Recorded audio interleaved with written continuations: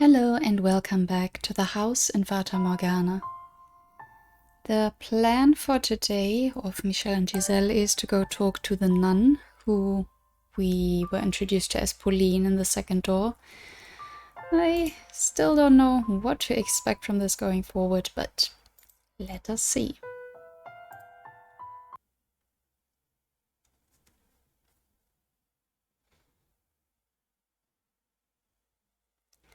Two days until her death. No pressure at all.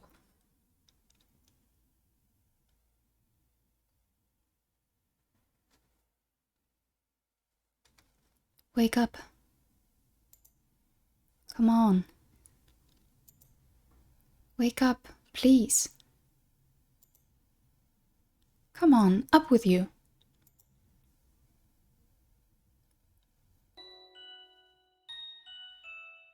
Oh, thank goodness. You were out so good I was scared you might be dead for a minute. Good morning. How are you feeling?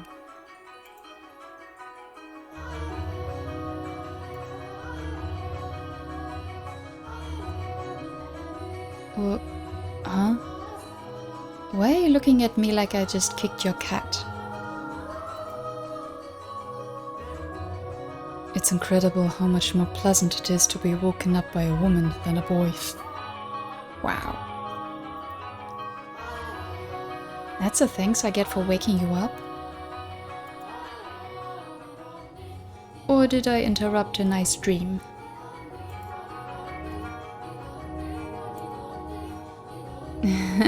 I did, didn't I? And it was a dirty dream too, I bet.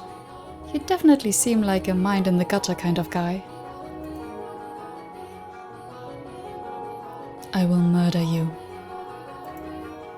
Whoa, whoa. Let's not be hasty now. You said you were going to help me out. That doesn't sound very helpful. And the worst part is how similar his wake-up call was to Giselle's. I'm just kidding.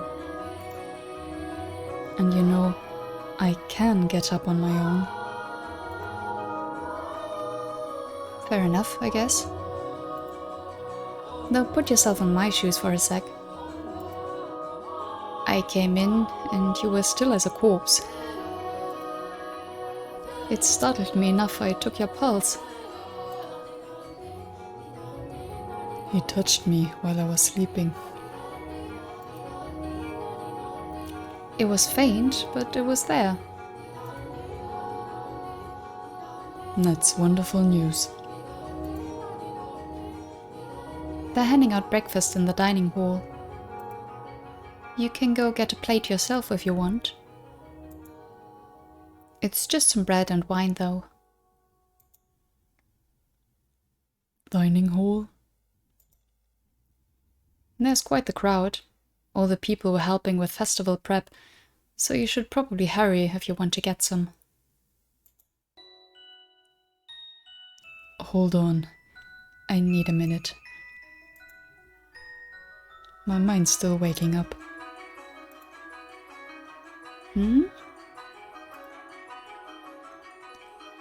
First off, I thought you said the church wasn't offering boarding at the moment. So why a dining hall? Ah, right. It's not, but they do still offer breakfast. For free, of course. I see. Now, what do you mean by festival prep? As I mentioned yesterday, the heart of the Harvest Festival is here at the church, but it's a city-wide event. There are all sorts of supplies that need to be purchased, decorations made and put up, that sort of thing. So we've got volunteers from the city here to help. I see. I believe today they're supposed to be putting up decorations outside the chapel, so the courtyard should be a bustle. The courtyard? Ah, yeah, less court, more yard, really. We passed through it on our way here yesterday. Oh, right. I think I know what you're referring to.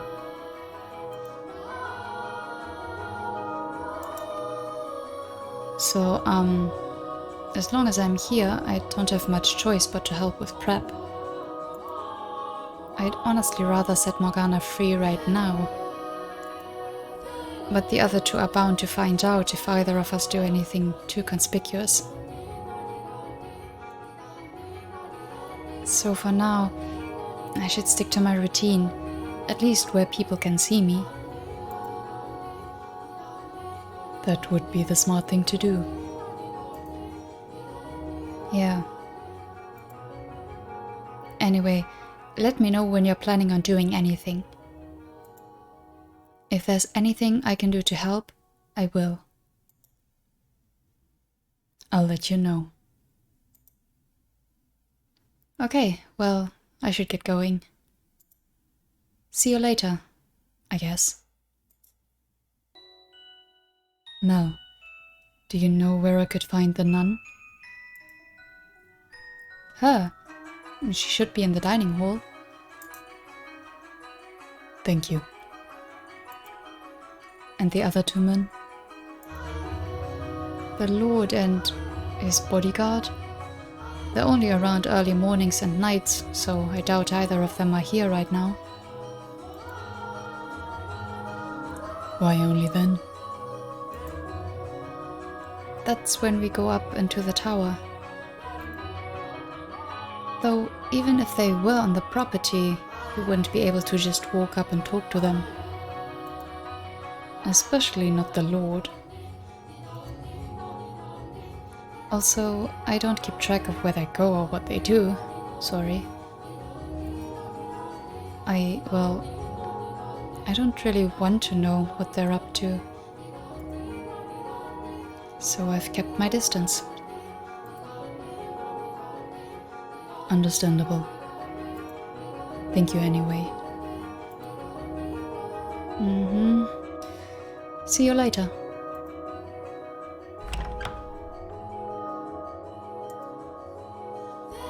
He's holding it together fairly well, all things considered.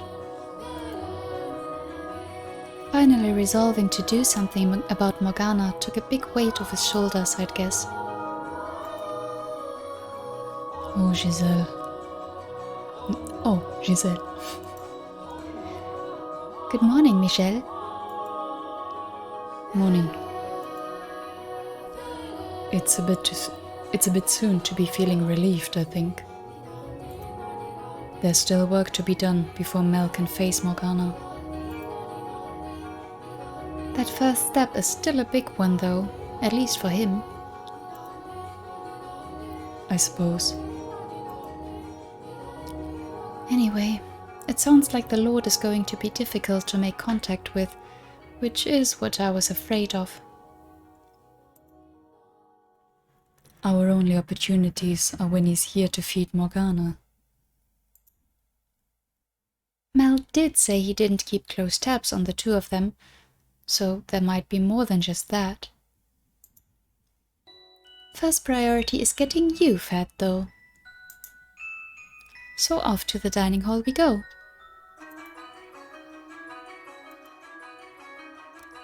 Out of curiosity, did you sleep at all? I haven't been sleepy once since I became the maid. But I'm used to it, so don't worry about me. You said, you see what I'm seeing there in the darkness, didn't you? That's what it looks like, at least. Which means, when my eyes are closed, she has no light at all. Maybe I shouldn't have gone to sleep after all. I know what you're thinking, Michelle. And no, you're wrong. You need your sleep. You won't have the energy to do anything if you don't keep yourself well rested and nourished. You're right. We should get going. To the dining hall. Yeah, now that you got a body again, you have to take care of it.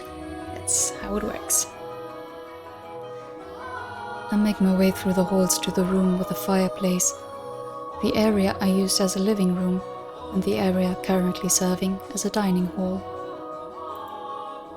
Sitting in the center of the room is a large table, lined with bread and wine. Standing behind the table and handing out food to the long line of people is the nun. This being a church, no one is speaking especially loudly, but there's still an indistinct buzz hanging in the air as dozens of people whisper back and forth. The majority of people in the room look poor, like they genuinely need the assistance, but there are a handful of those who look more than well off. That's a lot more people than I was expecting. They don't turn anyone away. Which, as I recall from Morgana's account, nearly drained the church of everything it had once. They don't seem to be for want of supplies at the moment, though. I assume that's thanks to the Lord's patronage. Most likely, yes. In any event, I doubt we're getting anywhere near her in the mornings. She looks like she's got her hands full.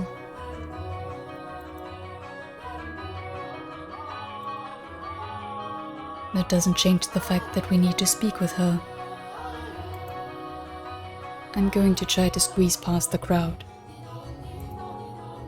Well, Michelle, wait a sec. Hey now, no cutting in line, young man. We've been waiting since dawn. Please let me through. I have business with the nun. I ain't letting you through just 'cause you told me to. This is important. No more important than any of our business. Our lives depend on this food. So get your tail to the back of the line. Here we go. What seems to be the trouble? Could I ask for a moment of your time? I need to speak with you. Well, as you can see, I'm a bit occupied. I won't take much of your time, I promise. But it's very important you... Give it a rest already, young man. Can't you see she ain't interested? Give me a hand getting this guy out of here, fellas. Wait. Just don't get rough, okay? Of course, our saintess. Pick it up, young man. You need some time outside to cool off. Stop! What the hell? Real smart move there. That went extraordinarily well. You know, Michelle, sometimes I can't decide whether you're calculated or reckless. And now I realize I never got that bread. We should wait and try to talk to the nun when she's not so busy. She has to have some free time during the day. You're right. What do you say we take a look around the mansion while we're waiting? Who knows, maybe we'll run into someone else. Alright.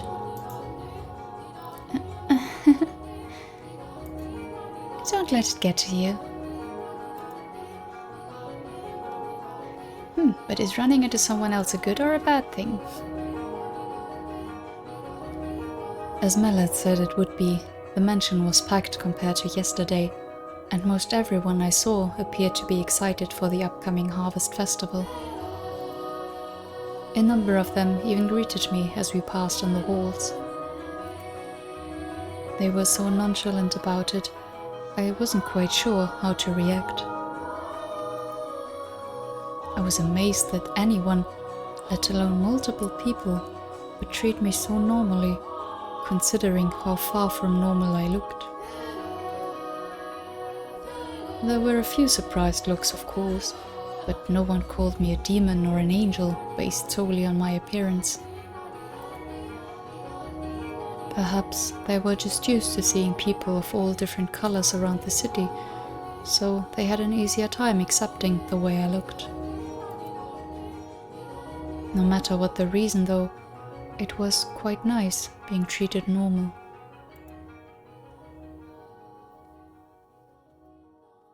After meandering about the mansion for a while, I make my way to the chapel.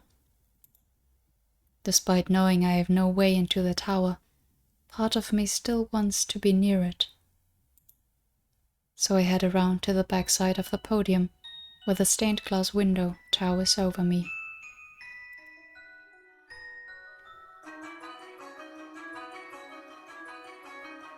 It's the same as I remember. I've always loved this window. It makes me feel like I've got an angel watching over me.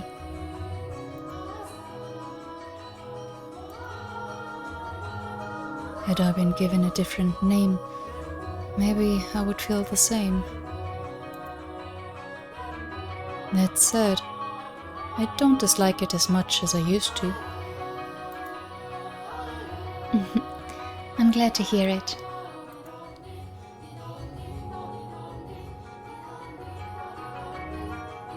Off to the side, at the very back of the room, is the door leading to the observation tower. It's chained shut. No, that's no surprise. The lock is the same one I saw back at the mansion. But the chains are just regular chains. They're not glowing with that awful black light. They're simply dull and grey. If only I had an axe, then we could just chop the door right down. I don't think an axe would help. If it were wood, maybe, but this is metal and rather heavy at that.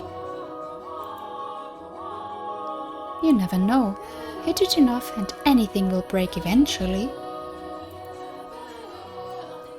We'd be in chains ourselves long before we made it through the store. What are you doing there?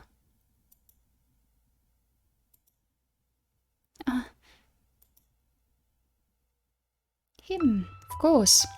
That's what I said about maybe we'll meet someone else. Yeah. I don't know about that. It's him. I was under the impression you and the Lord were only around mornings and nights. Why would you say that? Michel has no sense of self-preservation, does he? And why would you know that?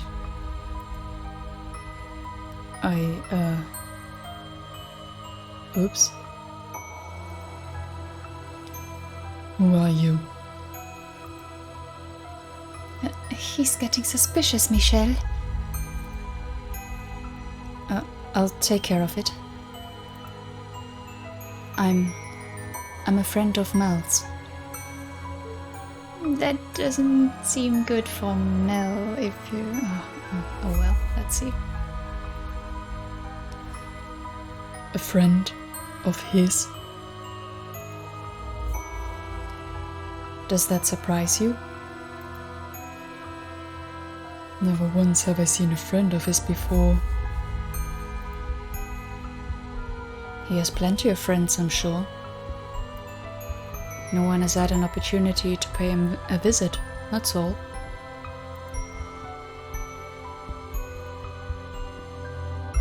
Never mind the boy's social dealings. Was he the one who told you my schedule? That I work for the Lord? I've got to be careful about what I say here, or he's going to start getting suspicious of Mel. Yeah, that's what I'm saying. I asked him. Asked him what? I heard some talk around town saying the Lord was seen coming in and out of this estate on more than one occasion. Naturally, that caught my attention. A lowly peasant like myself almost never has the opportunity to cross paths with the Lord. So, hearing he was a regular visitor here, I was hoping to have the honor of catching a glance at him.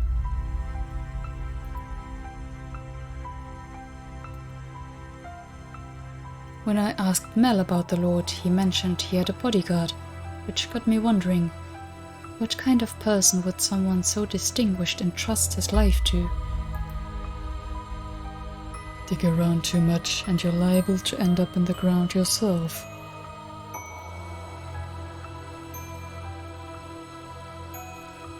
So he told you I was the Lord's bodyguard? Was he not supposed to, for some reason? No. It's true, I am his bodyguard.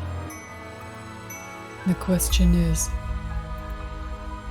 how did you know it was me? It wasn't difficult. You do rather stand out from the crowd. From Mel's description, I was able to recognize you almost immediately.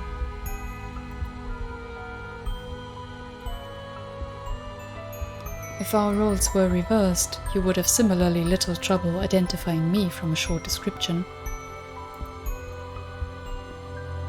The only thing distinct about me is my race. Where do you come from, if I may ask?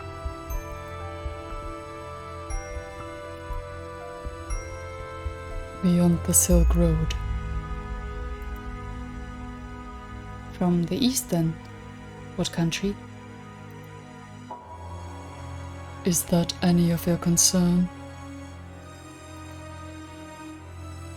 No, I'm just curious.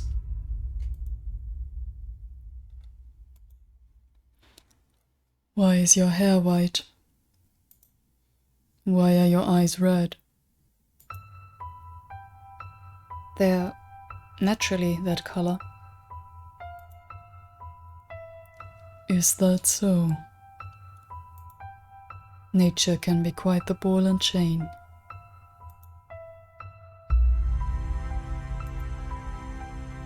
Is it just me, or does it sound like he's sympathizing with you?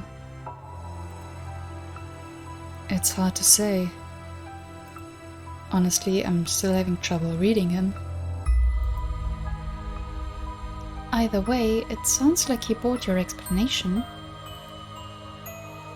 So it does, which is a relief. No, what business do you have with this door?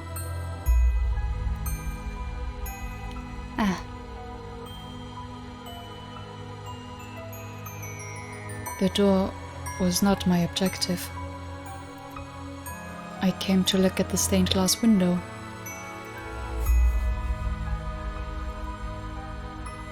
I happened to notice a door with an unusual lock off to the side, so I got curious and went to look at it up close. The area behind the pulpit is off limits. I was unaware. Maybe I'll have to put ropes up then. Why is it off limits, though? Is that any of your concern?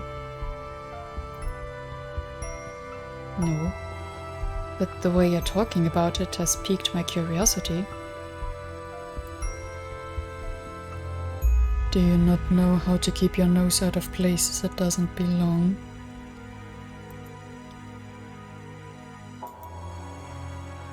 Get out of here. And don't come back. As you wish.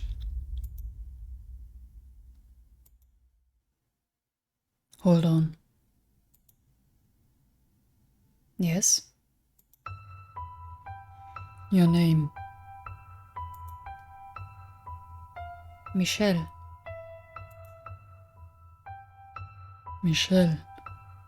Almost the same as the angel here. That would be because I was named after him. I see. What an unfortunate name. I despise angels.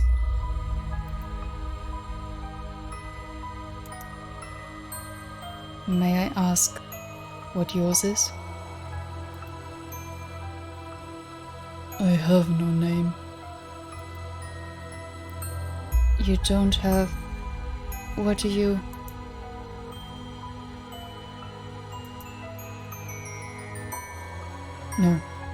No, never mind. Farewell.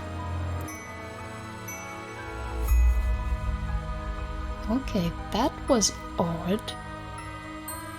Oh, wow, that was scary. He does not want anyone getting near the door, huh? I thought he was going to pull a sword on you. I wonder, would I die if he tried to kill me?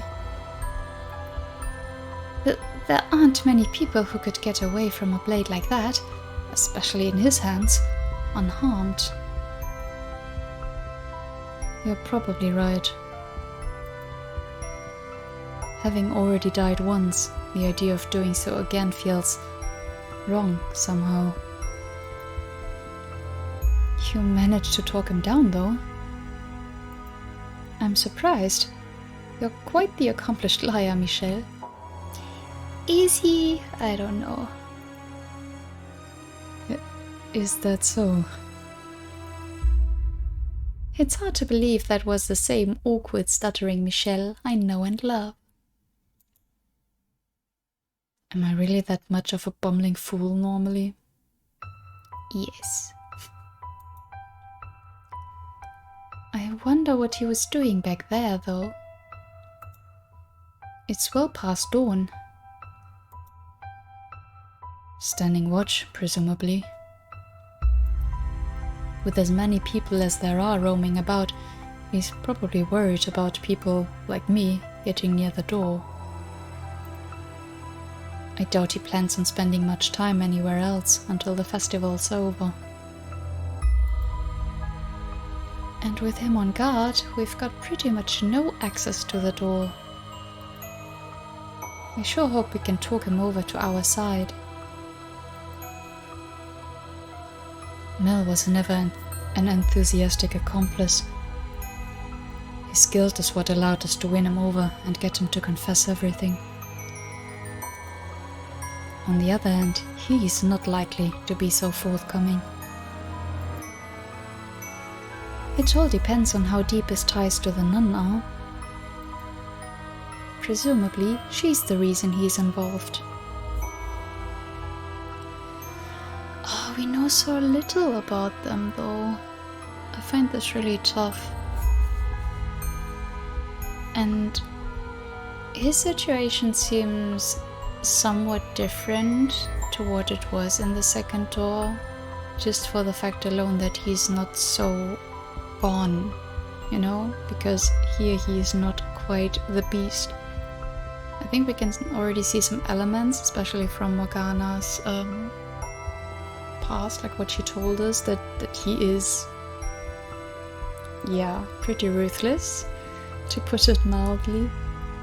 And him not having a name, that would point in the direction of, okay, I'm not human, I'm a beast, you know, that kind of thing that we saw at the second door, but he isn't as far gone.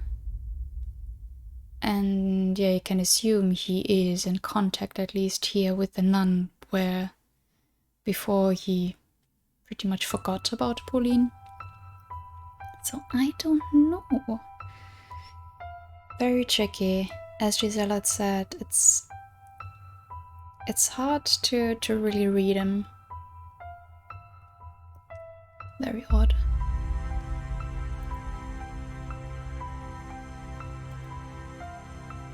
That's sad.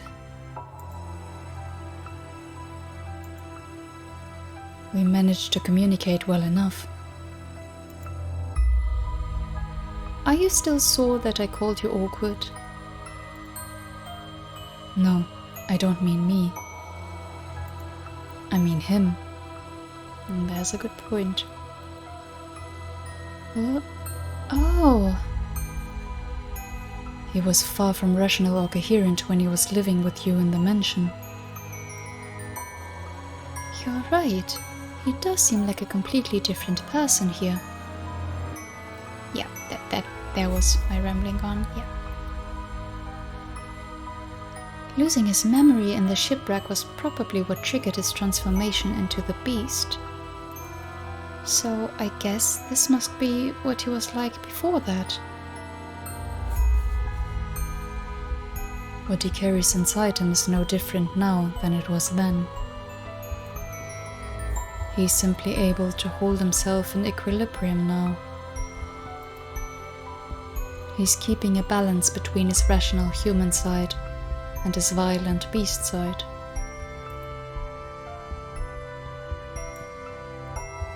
He does somewhat remind me of Bestia during his short period of calm. That, or the glimpse we got of him on the ship while he was still a merchant.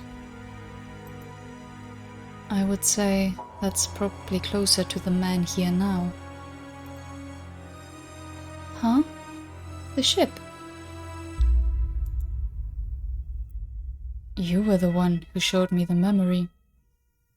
Nope, those were the parts that the maid didn't see.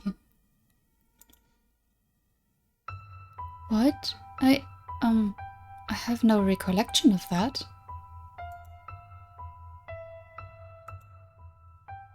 Oh yeah, you also mentioned seeing another woman's memories behind the second door, didn't you? From outside the mansion. You didn't see them though, as I recall. All I am aware of is what took place within the mansion, as well as whatever Morgana felt like telling me.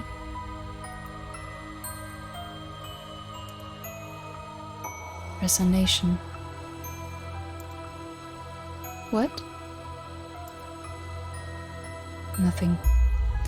Come on, communicate, please. Morgana mentioned something about me resonating. I don't know why I would be capable of such a thing, but because of what it allowed me to see. It's all but impossible for me to ignore the plight of these people. Anyway, the point is, however rational he may appear, we mustn't forget that that is not the whole picture. Yeah. He is as much a killer in this life as he was in his next.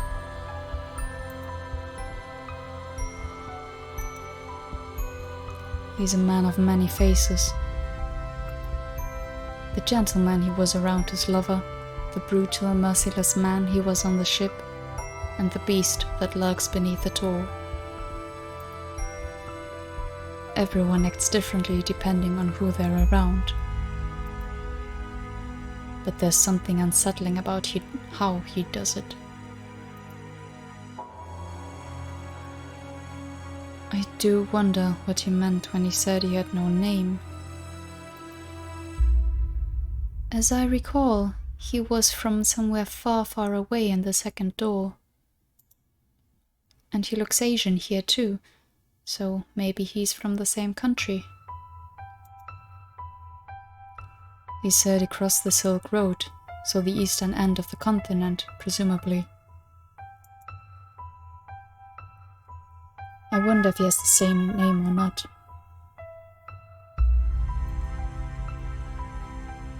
It was an unusual name. Oh, what was it? Ukulele. No, please. And how would you know that word? No, that wasn't it. It was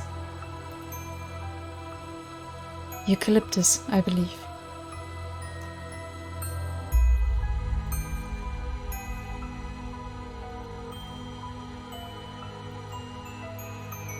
I get the feeling we're both wrong and that I'm farther off than her.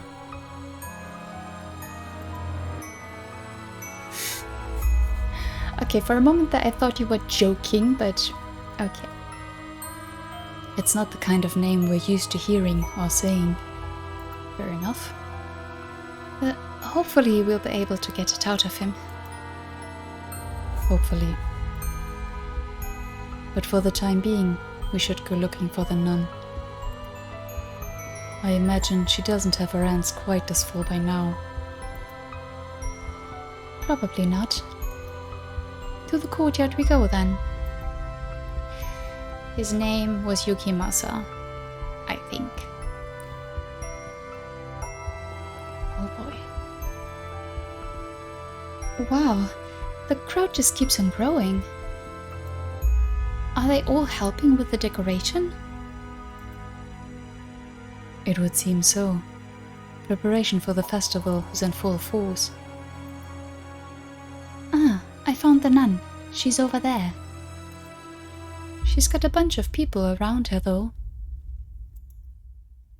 What should we do? I'll force my way through. Yeah, because that happened... That worked so well last time. How about plan B this time?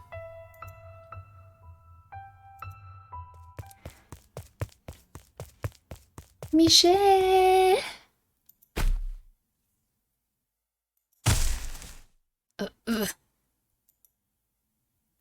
Are you alright, Michel? You went down pretty hard. Oh, you're such a weakling, dearest Michel. I don't weigh that much. Not enough to knock you over jumping on your back. You gave me no time to brace myself. Pish posh. My Mel would have had no problem catching me, and then he would have spun me around like a princess at a ball. Unreasonable doesn't even begin to describe your expectations. Are you sure you should be running around like that? I thought you were in rather poor health. Amazingly, I'm actually feeling pretty good, and I haven't even had any medicine today. Maybe because I cleared things up with Mel yesterday? I cried my eyes out last night, but I feel better now. I'm glad to hear it. They do say health is as much mental as it is physical. So you might keep getting better if you stay positive. Just don't push yourself. Why, thank you for your concern, my dearest Michel.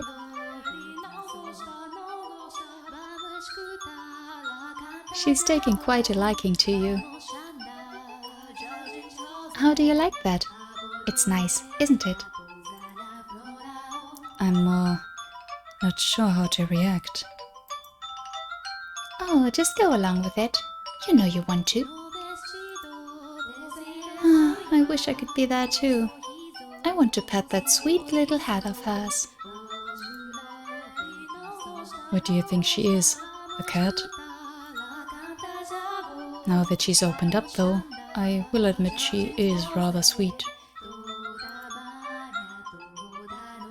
Oh, there you are, Nelly. Don't run off like that. You scared me. It's not my fault you lost sight of me, dearest Mel. I'll try to keep a better eye on you. So you came to check out the courtyard, Michel? You know, you really stand out from the crowd. You're so pale, I could tell it was you from way off in the distance. I am well aware of how conspicuous I am. But everyone's acting so unconcerned. It's honestly kind of disconcerting. I can't say people don't think you look unusual, but no one's afraid of you or anything. It's not easy looking different from everyone else, is it? It comes with its disadvantages, yes. And she would have had to deal with the same thing.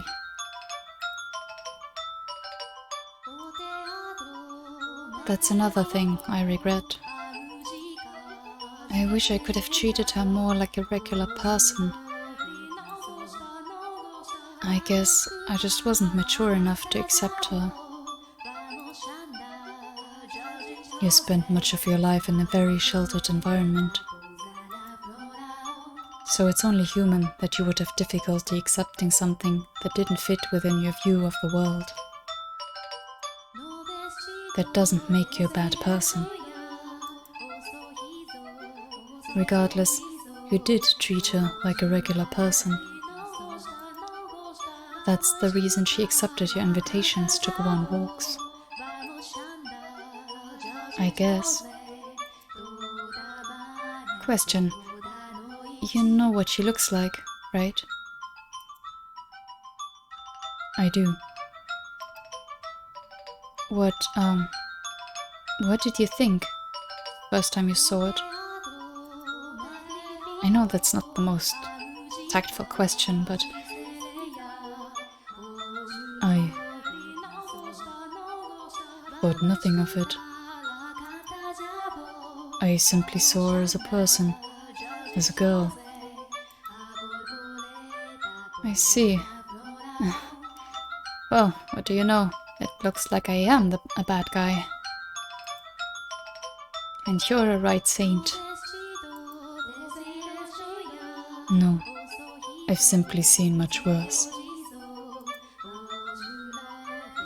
The situation would be a bit different, wouldn't it? You know, you kind of remind me of her. I do. I mean, you're much more personable than her, but... oh, what's the word? It's not just the way you look. But there's something a little different than everyone else about you. Like an aura or something. I'm not sure. Oh, I'm sorry if I offended you. I wasn't trying to insult you or anything. But I mean, like yesterday, you were talking like a prophet. I'm almost beginning to think that maybe you really did see a vision from God. Enough with all the grown-up talk already. You lost me ages ago. Yeah, sorry. Who cares if Michel is a saint or a prophet or the archangel himself? Michel is my second brother. Besides, he doesn't look all that weird to me.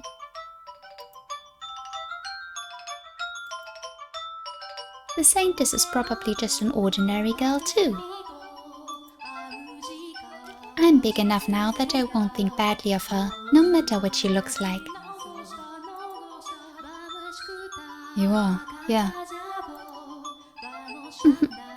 And when she's free and feeling better again, maybe we can get together and bake something. That would be lots of fun. She'll forgive you, I'm sure of it. You know, maybe we shouldn't be talking about this so loudly. Wouldn't want anyone to overhear us. Oh, right. Sorry. But everyone's so busy prepping for the festival. I'm sure we're fine. Better safe than sorry, though. As you say, dearest Mel. So, Michelle, are you here to help with prep? No. I was hoping I could find some time to talk with the nun. With all the people coming and going, she's going to have her hands full until the festival starts. Well, that's unfortunate. Is it that important you talk with her? She may be able to give us information that could assist in acquiring the second key. The second key? You're not saying she's involved too, are you? By my estimation, she doesn't know anything. She is, however, very much connected to the swordsman. Much like you acted to help your sister, I believe the nun is his driving force. Are you serious? I find that hard to believe. I mean, she's such a loving, charitable woman. And he's, well, a savage brute. A murderer. It has to be her, though. Have you ever seen the two of them acting particularly close? Never. She's kind to everyone. I've seen them talking once or twice, sure. But she wasn't acting any differently than she does around anyone else. It certainly didn't seem like they had anything going on. Maybe they're hiding it? That's the impression we got, I think. Surely there's something between them. I would certainly presume so. Nuns aren't allowed to be romantically involved, so they could be having secret trysts. A forbidden romance. How exciting.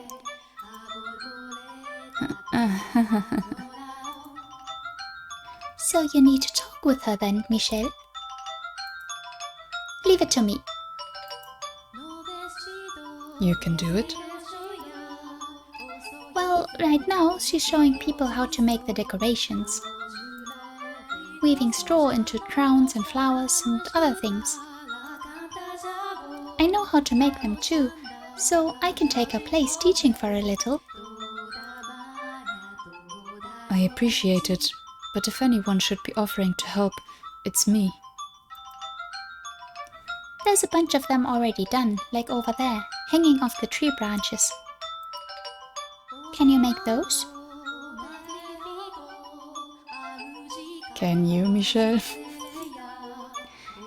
They're very intricately designed. You'd have to be really good at weaving to make those, let alone teach other people how. You should take her up on her offer. Imagine if this was a mini-game, going to weave flower crowns as Michelle. That would be cute. You're right. Your assistance would be greatly appreciated. You got it. I'll let her know you want to talk, so just hold tight. And you, dearest Mel, are coming with me. You get to help make decorations. I'm not good at this stuff, though.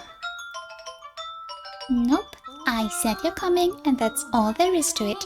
With me as your teacher, you'll be a pro in no time. Yeah, alright, you win. Let's go. Nellie seems to be in good shape, and it doesn't look like last night caused any problems for them. I'm relieved. Hopefully, they can continue down this path. They'll be fine, I'm sure. Well, I'm not. I pray that they will be. Now, we should have a little time before the nun is available to talk, so I would really like to find some shade. Ah, is it pretty bright out today?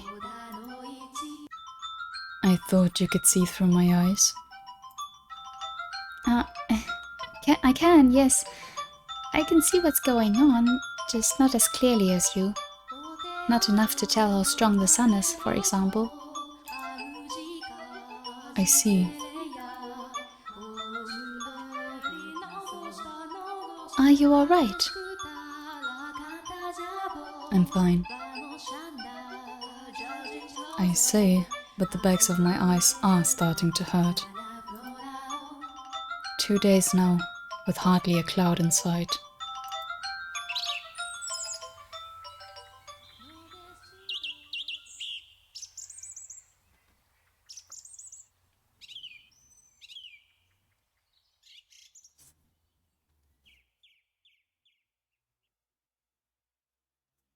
Okay. Ah, there you are. I hope I didn't keep you waiting too long. No, no worries. I apologize for pulling you away from your duties at such a busy time. Still, Yeah.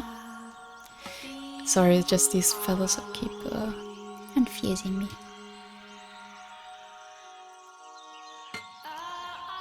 After that little surprise this morning, I figured you must really have something you want to say.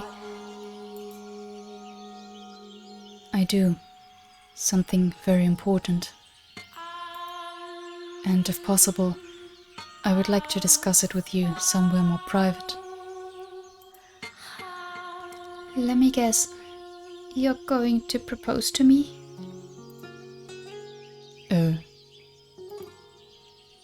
Now, you should know better than that.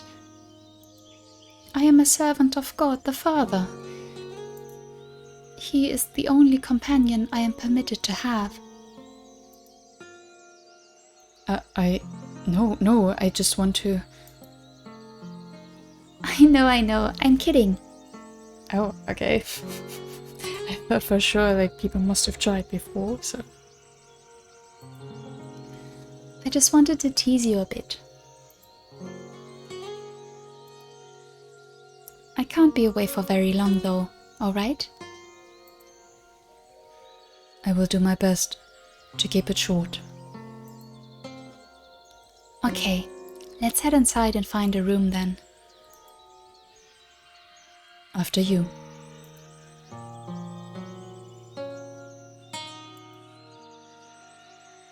May I ask you something, Giselle? Well, yes, what is it? Is there something about me that makes people want to tease me? No, not at all. What would ever give you that idea?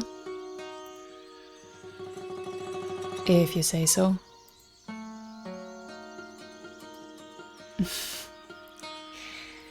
Oh boy.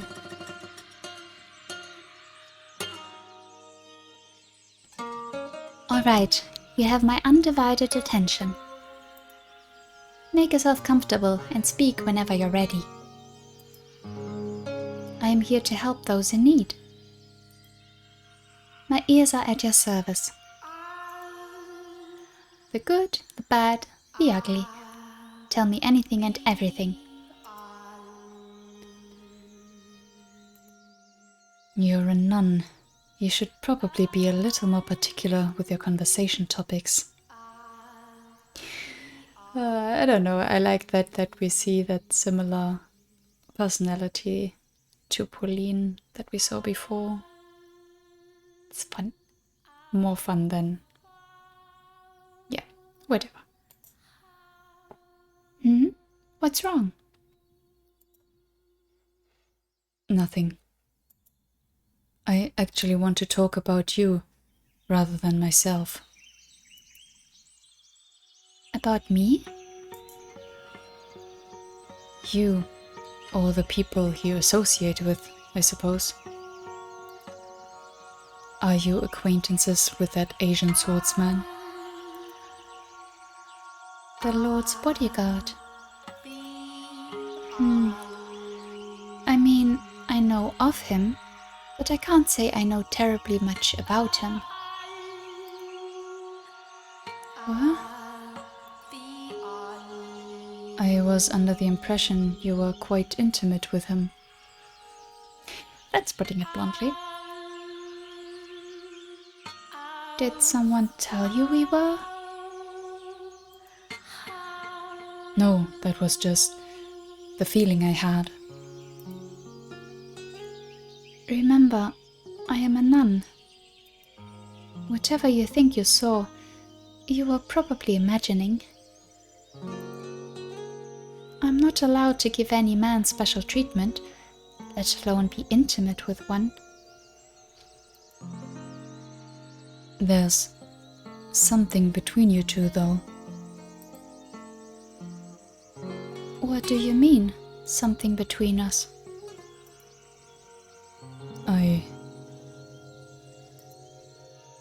Maybe you should try telling her what we know about him here.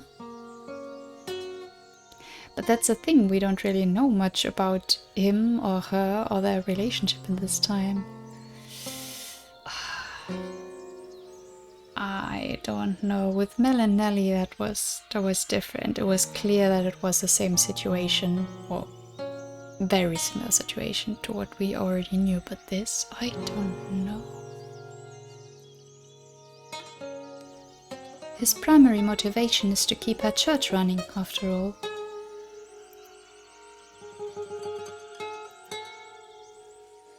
Is he not here to keep this church, your church, in operation? Is he... what? Did he tell you he was? He did. Oh, really? That's a little... no, that's quite surprising. I hardly ever see him talking to anyone. Are you friends with him? Perhaps acquaintances would be a better word. Well, he seems to be a nice enough fellow. Yeah, same reaction. Are you really not close with him at all? Nope. So if he told you he was trying to protect this church, it would have to be out of a sense of gratitude. Nothing more. Gratitude for? A while back, he was in a pretty bad place in life, and I gave him some food. This was when I wasn't all the way out here, but at a church in the city. There were other nuns there too, as I recall. Right.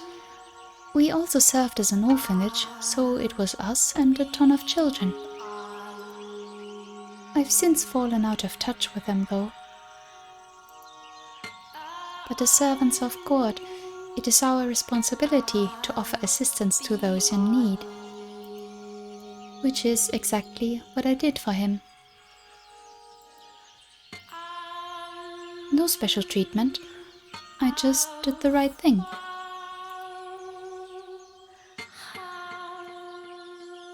So, whatever you think you saw between us, there's nothing there. You're Pauline, though, aren't you?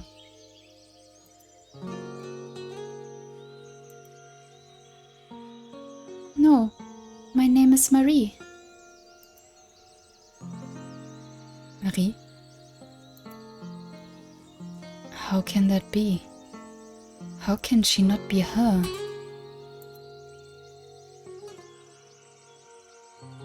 Marie. Isn't Marie? We're still like French area, right? Are we? It's tricky to say with all, the space traveling we've done here. Marie, which one is it? That sounds a lot like a name we heard behind the third door. But I don't think they're the same person. I concur. There's no guarantee everyone's name has to be the same. Mel's and Nellie's were, which just made us think they all would be. That's true. And on the subject of assumptions, it's possible her connection to the swordsman is also a flawed one. Because again, all we have to go on is Mel and Nellie.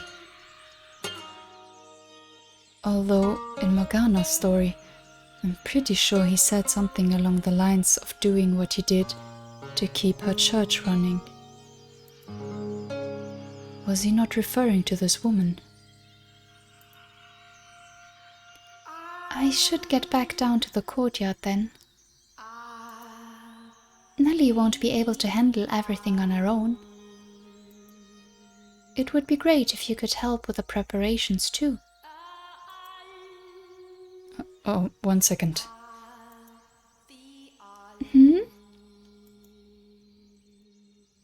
There's absolutely nothing going on between you. Why can't you just accept the answer I've given you? I don't like being so blunt, but you're really overstepping your bounds. I said there's nothing, and there's nothing.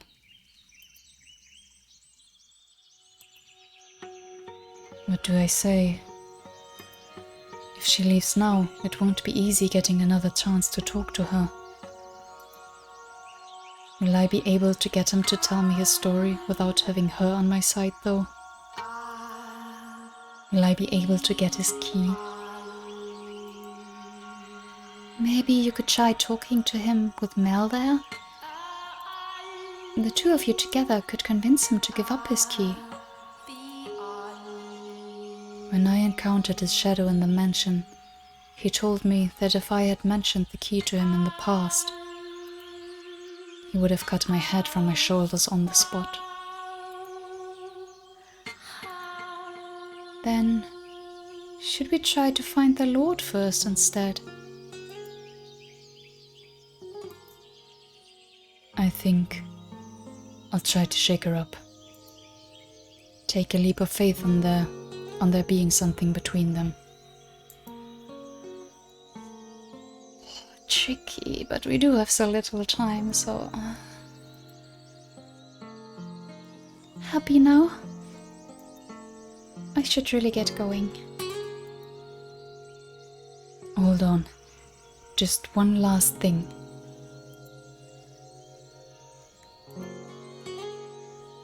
Yes? Would it be possible for you to grant me access to the observation tower? The tower? Why?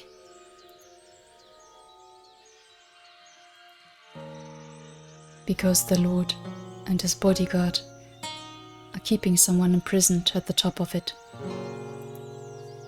What? And they've locked up a girl with miracle blood. It's not very appropriate to joke about things like that. I am not joking. The medicine you are handing out, that's real human blood. What proof do you have? I have someone else who can corroborate my story. And what proof do you have that they're telling the truth? When you hear what he has to say, you'll know. But the greatest proof is his key. Sorry, but there's no way I can believe someone's being imprisoned here.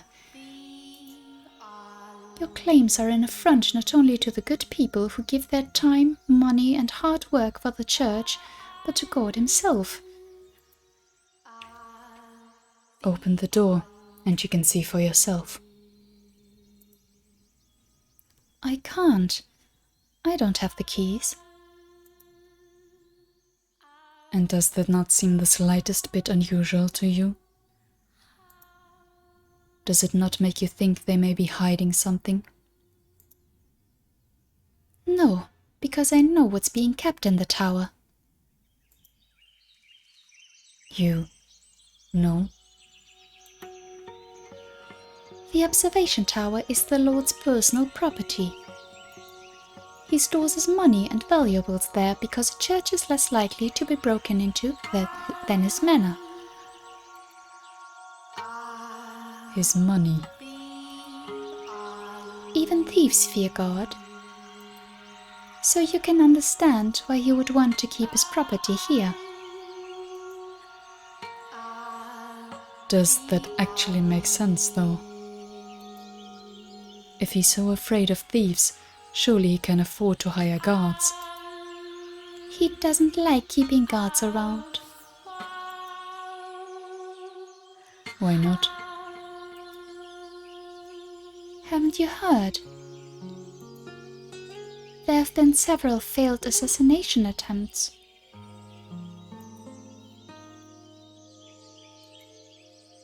The Lord is not a bad man. He can just be rather aggressive in his work, which has a tendency to make a man enemies. Some of whom want to see him dead. And keeping his wealth at hand only increases that risk.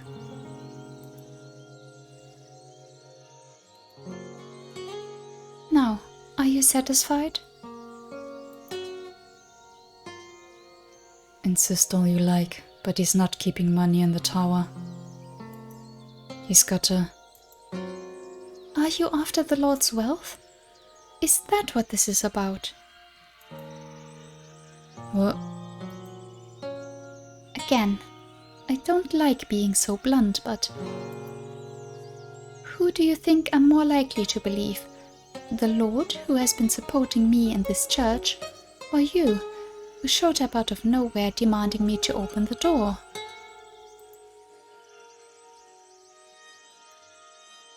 I'm telling the truth. There's a dying girl in that tower.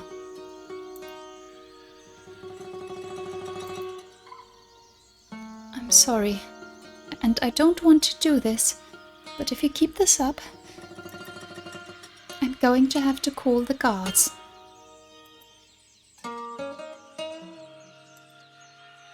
I really must be going now. The swordsman. He helped imprison the girl in the tower, so he could get the money necessary to keep your church up and running.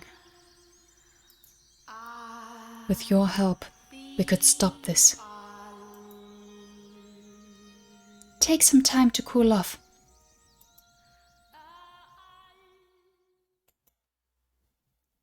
Would it have killed her to be a little more open-minded?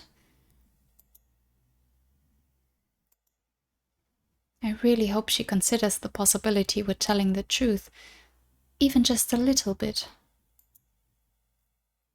Is she so defensive because she trusts the Lord that much, or is it trust in the swordsman?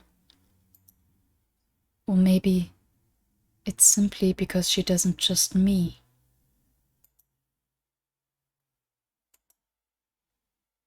I think I'll head back to the courtyard. I need some time to consider our next move. That's a good idea. And there might be something Mel and Nellie can do to help too. Perhaps. With the nun denying any involvement with the swordsman, and him being so inscrutable, I find myself at a complete loss as to how to go about crossing the wall, standing in the way of getting the truth out of him. My mind brings me back to the events of the second door, the most savage of the three tragedies.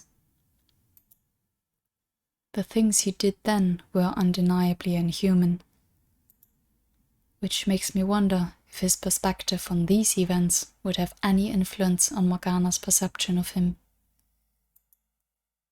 If at all, a positive influence seems the less likely. Was he man, or was he beast?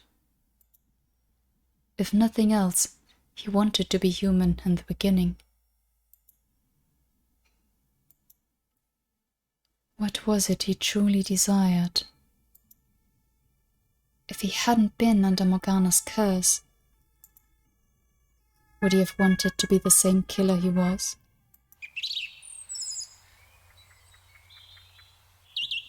Hard to say. I don't really understand him at all. With Mel and Nellie, what they want is quite clear. And even with Jacopo, I mean, whether it's the wealth he wanted or whether it's the love that he couldn't quite show, all that is still more understandable, like what the motivation is, than with Yukimasa. It's just so twisted. How are you able to understand? You know? Like, even if there is trauma there. Yeah, I think that's the thing. It's not a rational motivation in this case. At least what we know so far. So, very hard to get behind. Blinding sunlight drags me from my thoughts. A radiance brighter, more intense than any I've been under today. Or rather, it's probably more my mind interpreting it that way, because my eyes can't handle anymore. In a matter of moments, all I can see is white. Michelle? Are you alright? I feel a sharp pain, like someone's yanking at the back of my eyes. I'm fine. I just need some shade. Giselle's voice fades away.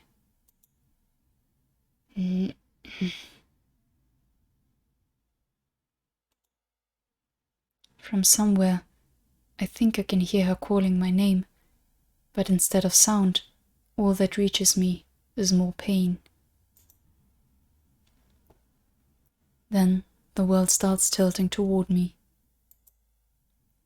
No, not the world. It's me who's falling.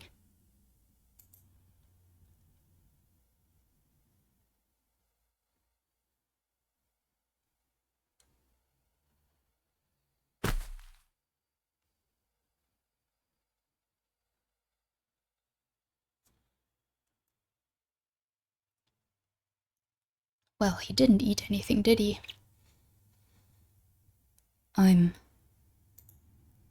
not at the mansion. Where am I?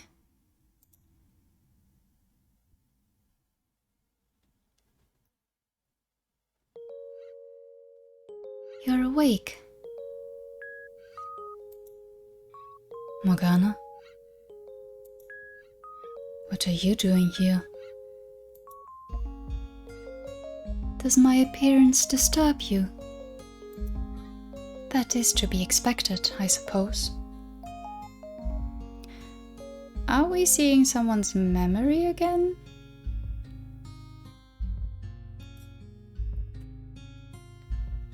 I am hardly what you would call attractive, after all. Morgana.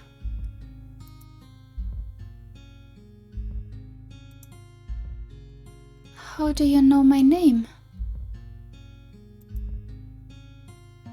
How How do I know your name?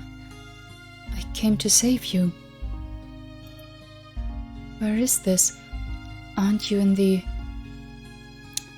Hello, are we back with this again? I don't think we're going to see anything in the log, but... Oh. What the heck? Wait. Okay, now I'm getting all confused. For a second there I was thinking, okay, maybe we are talking nonsense to everyone and it's... Morgana isn't even in the tower, but I mean, Mel confirmed that she is, so... What? So are we now before all this happened? Let's find out. Either we're before all this happened or we're seeing someone else's memories. Is my assumption right here. Huh? What just happened?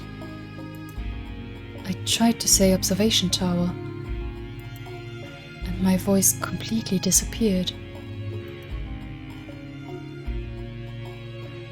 Where is this? I'm not sure how you couldn't know. This is the witch's cottage, by the lake.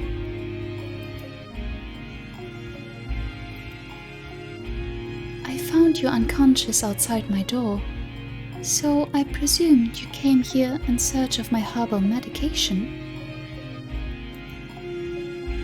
Unconscious? Outside her door?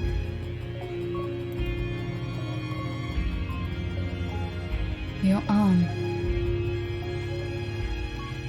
What? This is before she lost her arm. Does that mean I've traveled even farther into the past? Or could this be...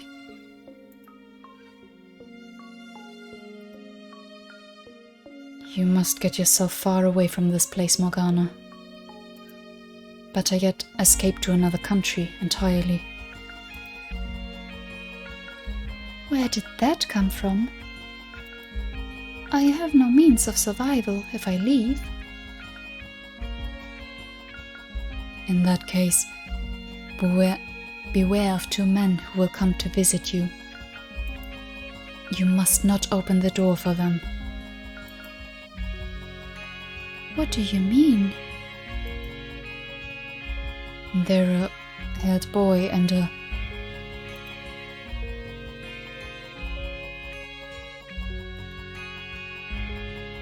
Yeah, you can't just change the past, can you? Why do I lose my voice for all the most important details? Is this really the cottage by the lake? Take a look out the window and see for yourself.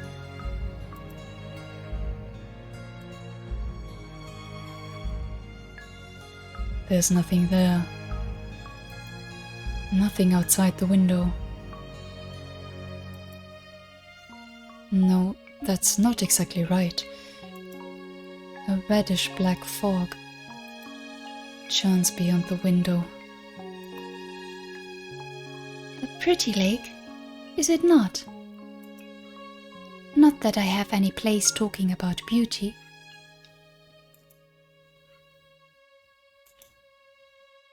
Now I understand. This isn't the real world. Is it your world then, Morgana? Or is it a world within our dreams? May I ask who you are? I once spent much time at your side.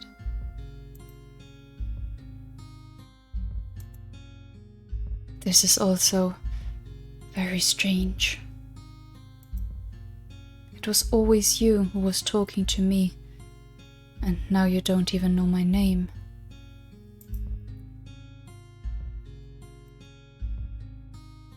Shall we talk for a bit, Morgana? If you're going to try to convince me to leave, I won't have it. And please watch what you say. There's something very unsettling about your choice of words. As you wish. In that case, let's talk about ourselves.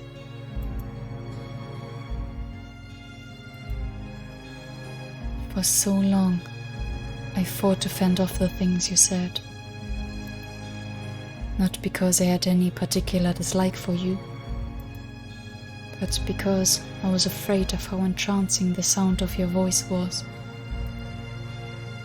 I empathized with the feeling seething through your words, and that understanding almost allowed them to consume me. There was a mysterious magnetism to your voice, and as emotionally unstable as I was at the time, I couldn't possibly have withstood giving into it. You're saying my voice is unpleasant? Not at all. It was beautiful. Frighteningly so. I want to try again. I want you to tell me about yourself. The things you see and feel.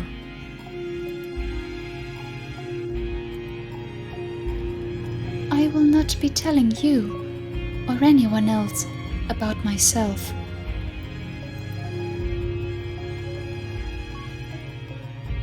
Because they would have to be inhuman to empathize with you.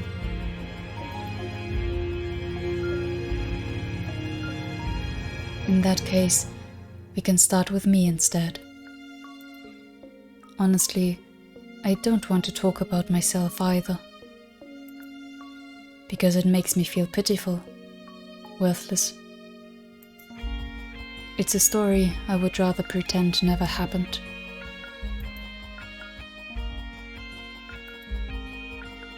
And it's not a story I can tell just anyone. But you can tell me? Indeed.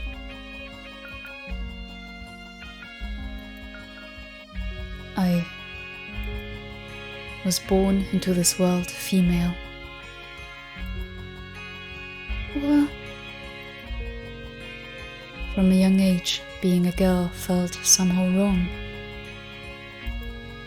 And as I grew older, my body developed like a boy's.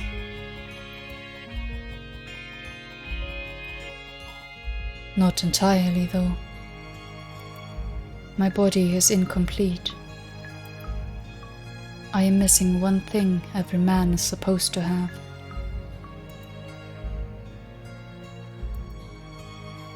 The change drove my mother to madness, and she hid me away, where I was unfit to be in the presence of others. That was when I was 14 years old.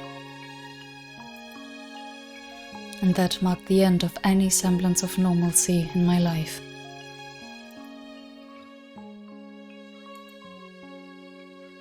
Morgana, you once told me that our fates were decided before birth, both yours and mine alike.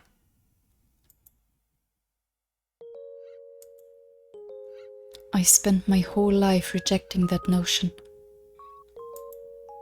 insisting I was a normal person, fighting to prove I was indeed male. But now that it's all over, I think you were right. My fate was always set in stone. And perhaps, if I had stopped trying to fight it, if I had shut up and accepted it, I could have lived a longer life. I could have not left Giselle behind.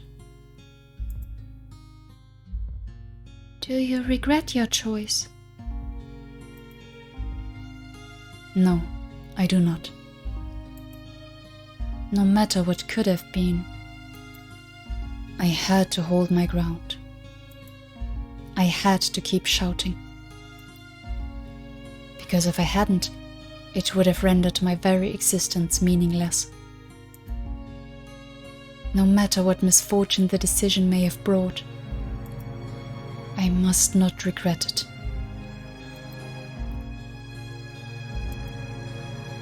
Everyone has some principle, some belief, some fundamental aspect of themselves they must always stand in unwavering support of. Or perhaps must not lose sight of, would be a better way to put it.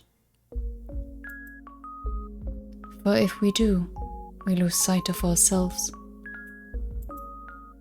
For most people, these beliefs have probably been internalized so deeply they aren't even aware they hold them. But what we carry inside us is unique.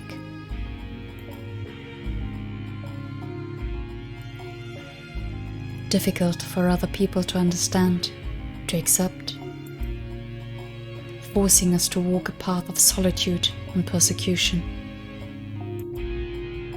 I believe you genuinely do have miraculous powers.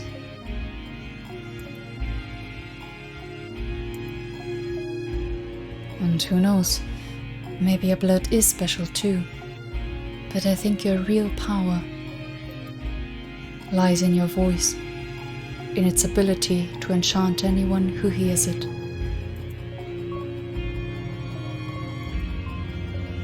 But it was something you were born with, not something you asked for.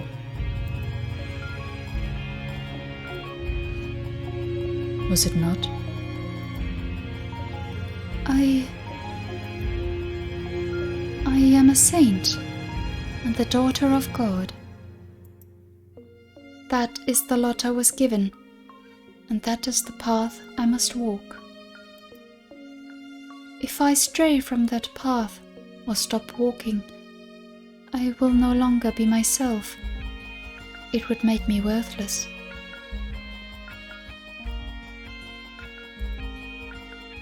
We mustn't lament the solitude we were dealt. Maybe not, but I think that if either of us had had someone, even one person, who accepted us, it would have caused us to see the world in a much different light.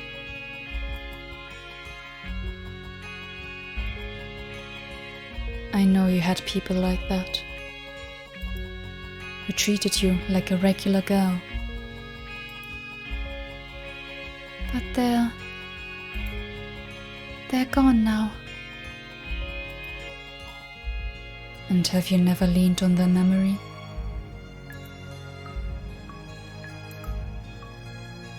It comes back to me from time to time. But even then, they were different than me. They were so full of kindness, so very human. And while they taught me to experience their joy, not even they could change what I ultimately am.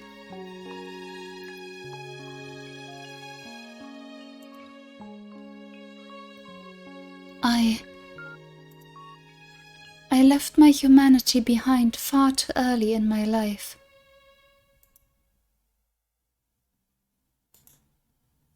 And what about you?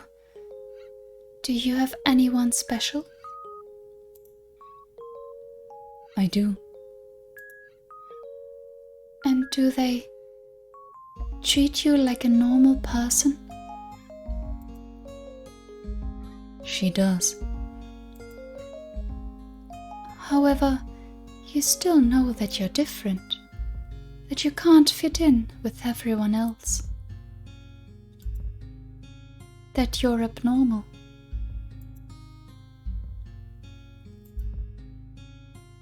You do, don't you?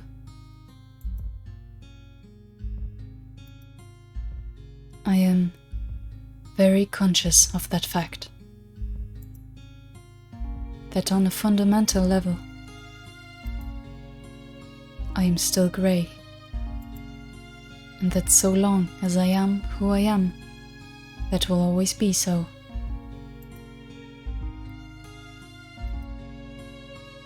Nevertheless, her acceptance allowed me to step onto the path she walked.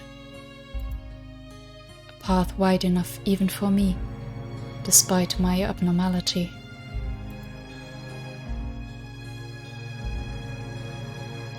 You are, I expect, only half right about that.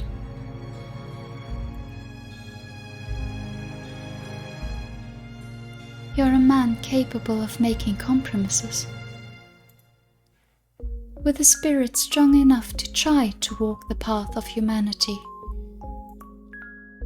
while still being an outsider to it.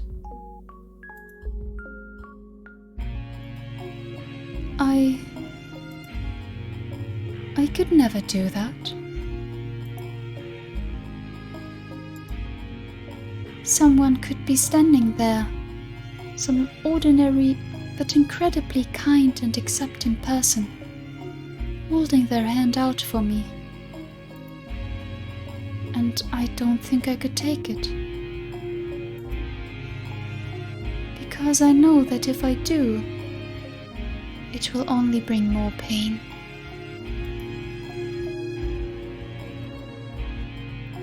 So if I am to take anyone's hand, it must be someone inhuman. Someone fundamentally abnormal. And not just mentally or emotionally, but on a deeper level. Intrinsically different. Morgana.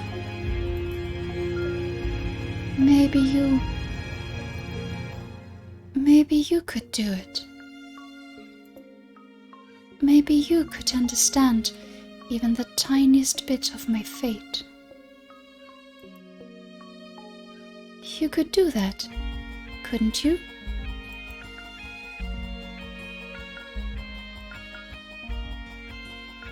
Then do it. What? I am so confused by this. Sorry, just taking a moment to... You can see the cuts on her hands. Oh my god. Is this Morgana trying to pull us back from all this, or...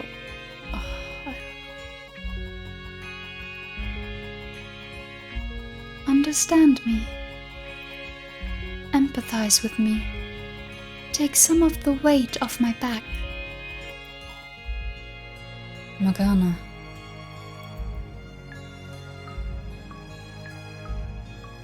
I have every intention of doing anything I can. But you have to understand, I am not from this time, Morgana. I cannot promise you I will be around much longer.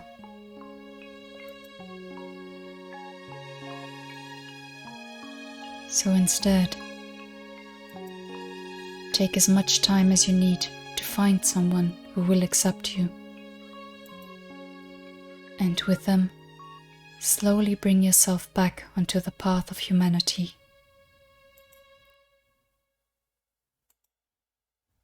It will not be easy, I know. Constant fear at the looks people give you, dreading the things they think and feel about you. Terrified by the thought they might abandon you at any moment. The ever-present anxiety about whether you're able to fit in with them. But I know you can do it. I know you can bring yourself back to a place you can love. Like what you had 4 years ago.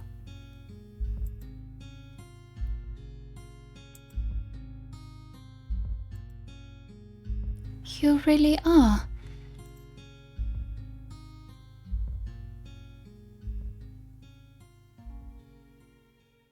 Michelle.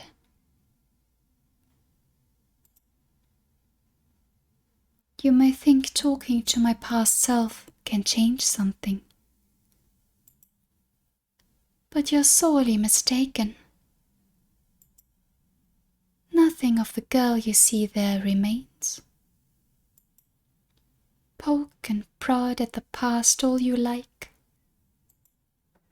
It won't change anything, my dear. It's all too far gone to have any effect.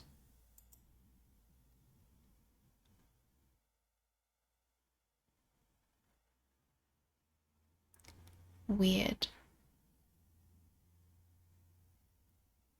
Because that proves that wasn't Morgana's doing.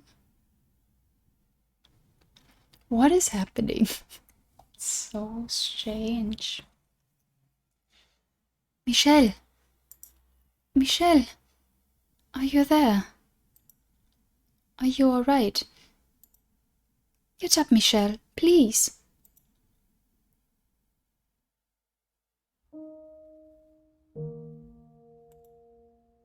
Oh, thank goodness. You're awake.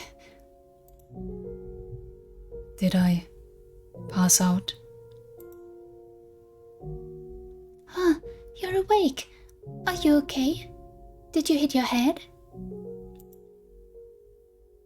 Nelly. You gave everyone a big scare, dearest Michelle. All of a sudden, you were just on the ground. Were you feeling unwell? No.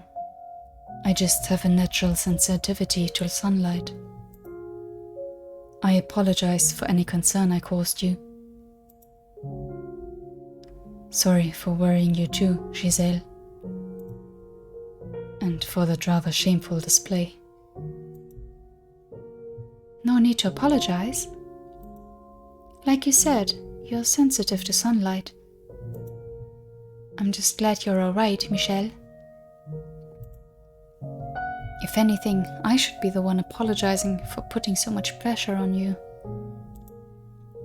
I had no idea it was so bright out.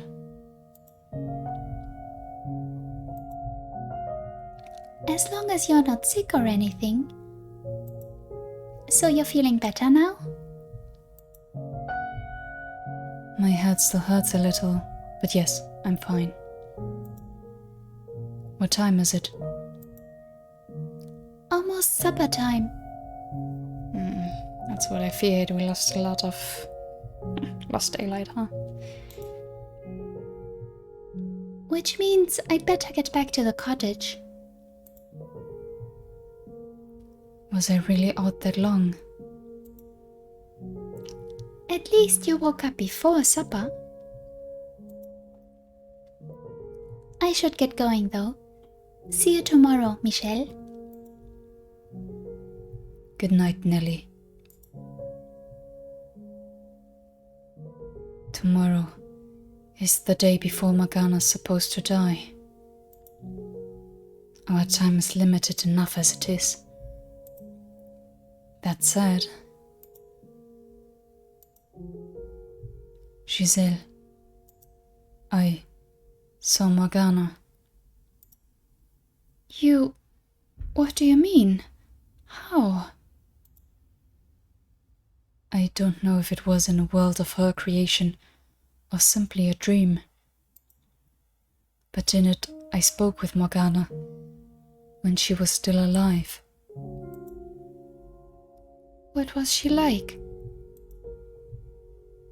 Not like the Morgana we know now. Not someone who seems to feed off hatred. So she really was a saint in life, like Mel described her. Though I got the impression being a saint was more like a chain around her ankle, the only way she was able to derive meaning from her life. Not to mention the utter sense of solitude brought about by the knowledge that no one like her would ever come into her life. Do you think she wanted to break free from the chains then? Even if she were able to, she would never be able to return to anything resembling normal.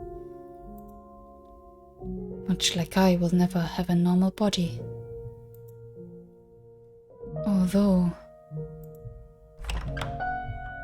Oh, you're awake. That's good. What, you came to check up on me? Don't act so surprised. I'm plenty capable of showing concern for others. That said... No, that's actually not why I'm here. He looks pale. I know you're not feeling well, but if you're up to it, would you mind joining me for supper? I don't know why you would make such a big deal about asking me to. He's the one asking.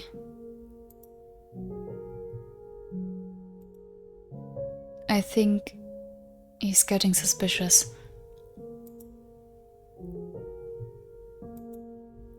I see. I apologize for not handling my encounter with him better. Don't be. If you were sure I was playing him, I wouldn't be here. So don't blame yourself.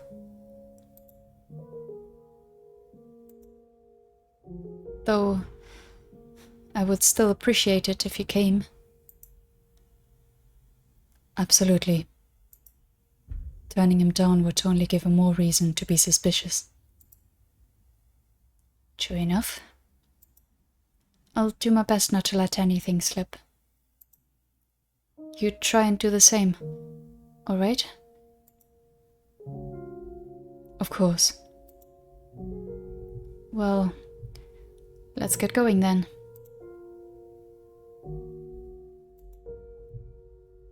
Could the nun have told him what I said to her? Whatever this is about, we don't want to keep him waiting. Be on your guard. I will. Ooh, I mean, that's as good an opportunity as any, especially if other people are around. I mean, they won't be able to talk about anything secret, but at least, hopefully, they won't make a scene. We won't get stabbed in front of everyone. Yeah, but we're going to end it here for the day. I am so confused by that whole Morgana scene. That was weird. And it didn't even give us that much new information. Like, she wanted us to empathize with her before, so... What was the point, basically? If it wasn't her doing, if it wasn't her trying to lure us back in and, you know, stay at her side. I don't know, and it's all still very unclear what's happening with the nun and the swordsman. Are they involved in just keeping it low? Is she actually involved with the Lord, maybe? I have no idea. Yeah, as always, let me know your thoughts in the comments below and no spoilers. Yeah, and that's it from me for today. Thank you for watching and see you next time. Bye bye.